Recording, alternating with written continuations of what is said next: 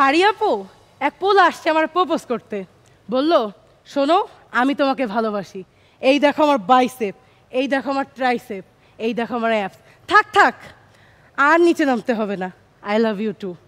2 বছর প্রেম করার পর এখন আমার মনে হইতেছে সেই দিন আমার সবই দেখা উচিত ছিল। আসছে বরিশাল থেকে শেহতাজ।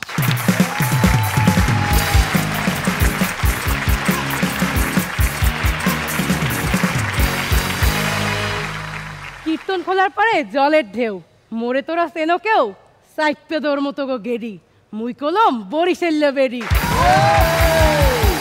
আসসালামু আলাইকুম জাজেস, রনি ভাই, রাবার ভাই, মেন্টর। ফারিয়া আপু আমার একটা সুন্দর পাত্র লাগবে। সাইফুল ভাই খুশি হইয়া লাভ নাই, পাত্রে জিনিসপত্র রাখবো।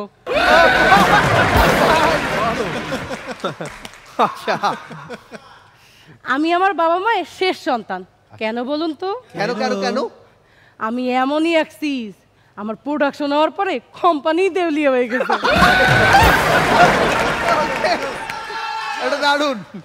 আমিন ভাইয়ের বউ আমিন ভাইকে জিজ্ঞেস করলো, আচ্ছা আজকে রান্না কেমন হয়েছে? দূর তুমিও না, সারাদিন খালি ঝগড়া লাগানোর তাল।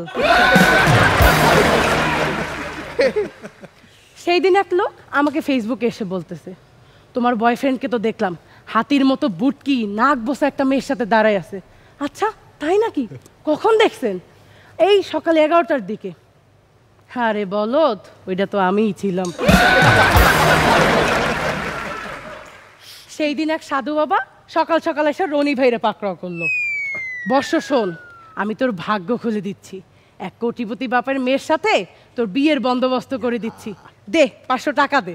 আরে ভাই কি কন, 500 গান আপনার 1000 টাকা দিচ্ছি, আপনি খালি কন যাওয়ার সময় আমি কি আমার বউ বস্তার সাথে নিয়ে যাব?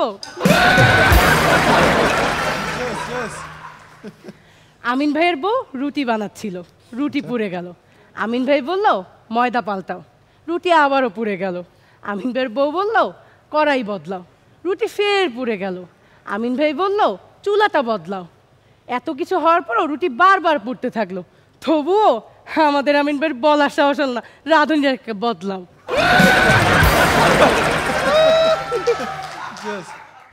ফারিয়া আপু এক পোলা আসছে আমার প্রপোজ করতে, বলল শোনো আমি তোমাকে ভালোবাসি, এই দেখো আমার বাইসেপ, এই দেখো আমার ট্রাইসেপ, এই দেখো আমার অ্যাপস, থাক থাক আর নিচে নামতে হবে না, I love you two.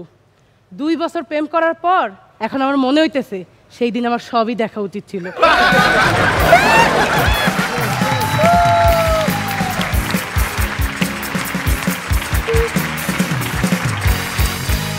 Barishal থেকে শেহতাজ তাজ পড়তেই এসছে, আমি বলে দিলাম, কিন্তু দুর্দান্ত একটা জোরে হাত তালি।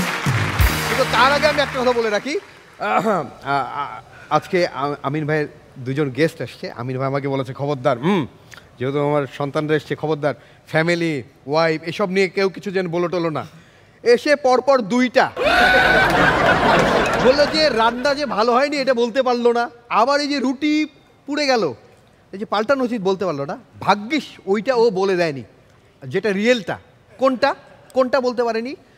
আমি তো টেনশন আছি এটা বলে দেয় কিনা, যে বাসায় রান্না কেমন হয়েছে আমিন ভাইকে বলল। আমিন ভাই বলল যে দুর্দান্ত হয়েছে, খুব ভালো হয়েছে, খুব ভালো হয়েছে।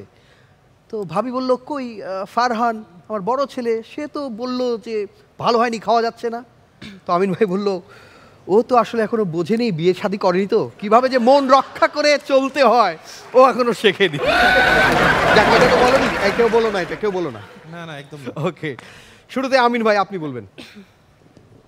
শেহতাজ, রুটি বানানো আমি নিজে শিখে ফেলেছি এবং আমি খুব ভালো রুটি ভাজতেও পারি।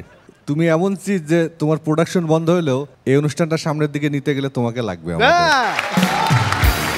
শবনম ফারিয়া, আমি মনে করি যে শেহতাজ আপনার যে সোলজার নারীদের একটা টিম, সেই টিমের আমার মনে হয় ও শুরুর দিকে থাকবে। না না, আমি খুব করে চাই যে আমাদের যখন ফাইনালিস্ট হবে 10 জন, ওখানে যাতে অ্যাটলিস্ট 4টা মেয়ে থাকে। মানে এটা আমি খুব করে চাই। আমি চাই যে এখন তো মেয়েরা সব দিকে এগিয়ে, এবং মেয়েরা সবসময়, আমরা এখন সবসময় এটাই বলি যে ইকুইটি এগুলো নিয়ে কথা বলি। সো আমি চাই মেয়েরা যাতে ভালো করে এটা, সেটা তো ভালো ছিল। অ্যান্ড অ্যাকচুয়ালি চেক করে নেওয়া উচিত। I agree.